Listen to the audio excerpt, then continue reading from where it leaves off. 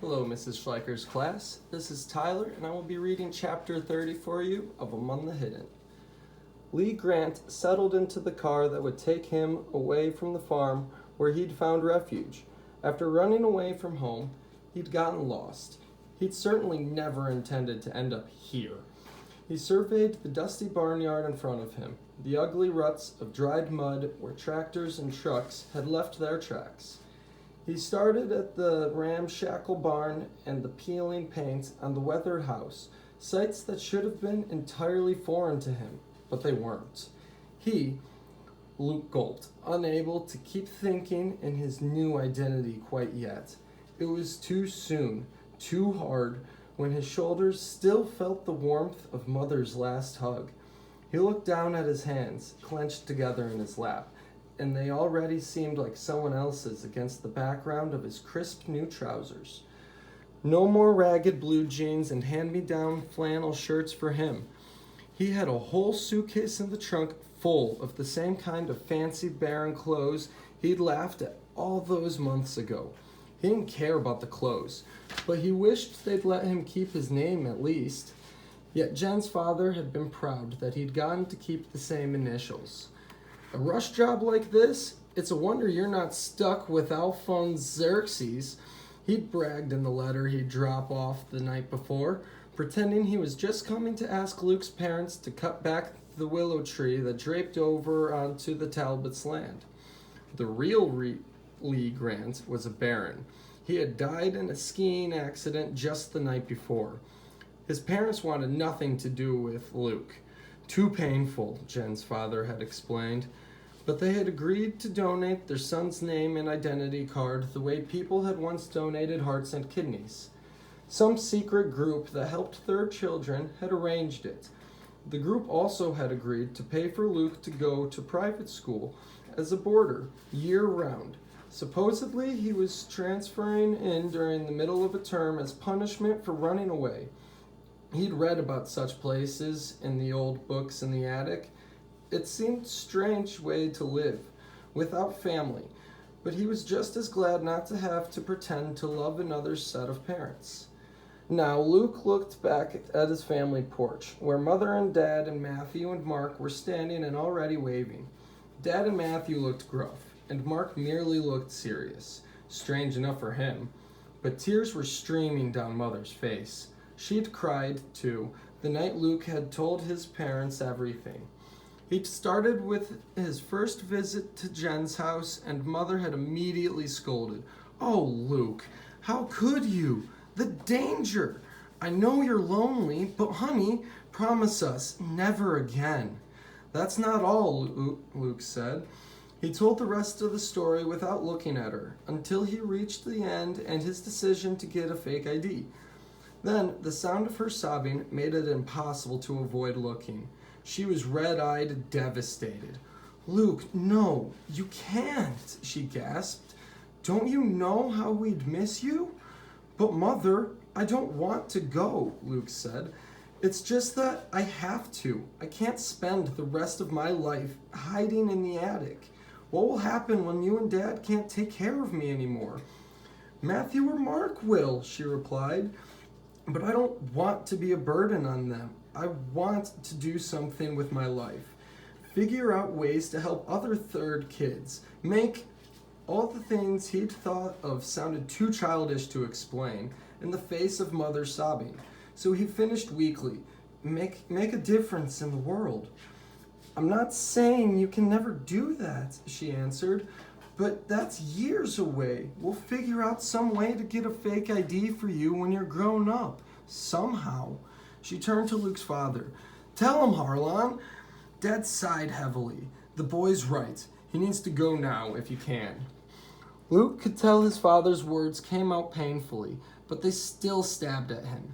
Maybe part of him had been secretly hoping his parents would forbid him to go, would lock him in the attic and keep him as their little boy forever.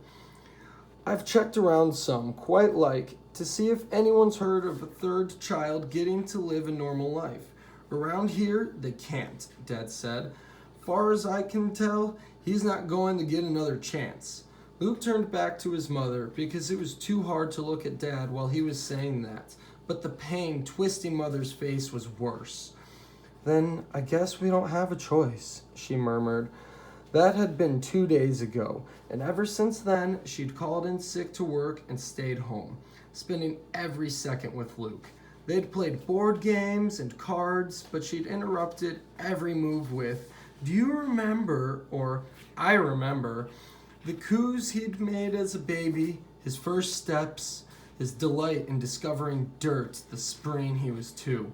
The first time he'd hooed a straight row, the zucchini he'd grown as long as his arm, the bedtime stories and tucking ins. She was filling him up with memories. He knew for the times when he'd have no one to talk to about his childhood, but it was hard to listen to. He wished they could just move their Monopoly pieces and pretend the time wasn't ticking away. But all too soon, his morning had come. Jen's dad had pulled up in his fancy car and sprang out to shake hands with Luke's parents. "Mr. Garner, Mrs. Garner, thank you very much for reporting this boy's arrival immediately.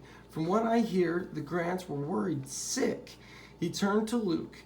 "Young man, what you did was irresponsible and reckless. The only smart thing you did was remember to take your ID card. I guess you must have heard that the population police shoot first and ask questions later." He clapped Luke on the back and slid his hand down to slip something into Luke's pocket. Luke reached down to touch the stiff edge of an ID card. His ID card. "Do we have to start pretending already?" Luke's mother whispered, the tears beginning in her eyes. Jen's dad was shaking his head sternly, patting his chest, as if looking for something in a hidden pocket. "Bugged," he mouthed.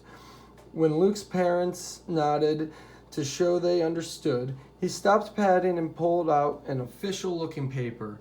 "Ah, here they are, your travel papers. Your parents are sending you to Hendrick's School for Boys, and if you don't shape up..." Jen's dad gave him a stern look that somehow also conveyed his sympathy. Mother cleared her throat. "Would it be all right if we gave him a goodbye hug? We've gotten kind of fond of him in the time he's been here." Jen's father nodded, and then both Luke's parents held him tight and released him. "Be a good boy now, you hear?" Mother said.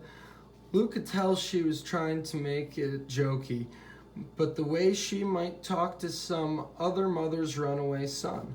But for the life of him, he couldn't come back with a joking response. He only nodded, blinking hard. And then he stumbled to the car and tried to be Lee. Jen's dad circled the car and slid on the driver's side. He started the car and pulled out. "You're just lucky you're getting such a highly paid chauffeur," he said. "If I weren't a personal friend of your father's cousin..." Luke wasn't sure if there was a hidden message in the words or if Jen's dad was just talking for the sake of the bug. He decided he couldn't analyze it yet. He peered back at his frantically waving family until they were out of sight. Soon, the car was passing the other side of the barn and the field beyond. Views Luke had never seen, though he'd lived his entire life within 100 yards of them.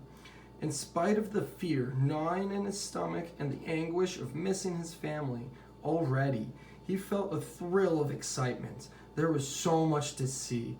He'd have to tell Jen. The grief he'd been avoiding for days welled over him again. "But I'm doing this for you too, Jen," he whispered softly for Jen's dad or the bug to hear over the car's hum. "Someday, when we're all free, all the third children, I'll tell everyone about you. They'll erect statues to you and name holidays after you." It wasn't much, but it made him feel better. A little. Luke stared back at his family's farm as long as he could. He could see just the roof of Jen's house beyond the sparse line of trees. And then, in no time at all, it seemed, everything familiar disappeared over the horizon. Lee Grant turned around to see what lay ahead. And that, ladies and gentlemen, is the end of Among the Hidden.